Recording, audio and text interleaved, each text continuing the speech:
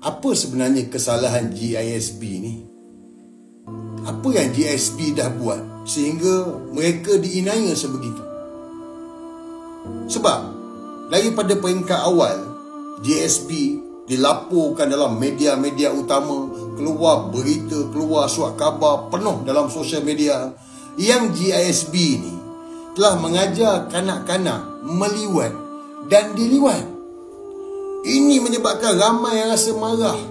Bukan itu saja, macam-macam tuduhan dan fitnah yang telah dibuat ke atas GISB.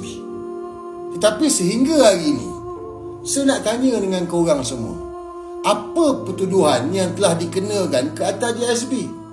Apa pertuduhannya?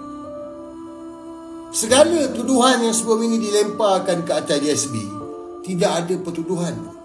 Sebaliknya, GISB telah ditahan SOSMA dan dituduh kerana mereka adalah ahli kumpulan jenayah terancam.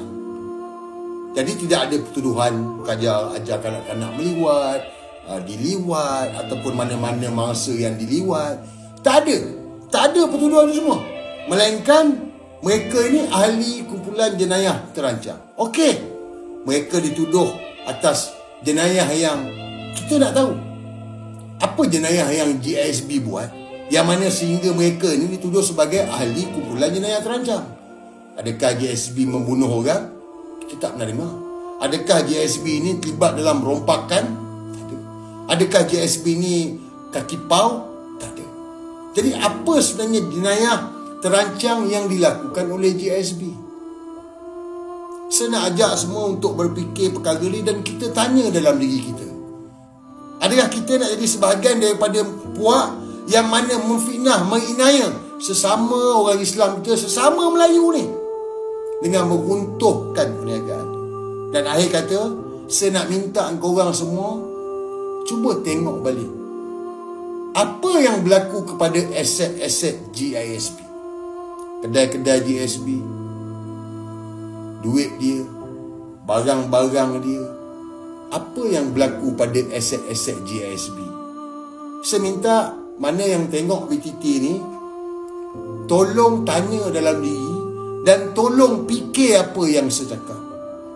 Sebab akhirnya kita jangan jadi sebahagian daripada orang-orang yang menzalimi seperti mana kerajaan yang ada hari ni. Jadi please guys, jangan nanya orang, jangan ambil hak orang. Jangan. Dan doa yang orang tinggalnya tu makbul. Allah akan azab mereka yang terlibat, menginaya dan menzalimi kumpulan-kumpulan GISB, insya-Allah.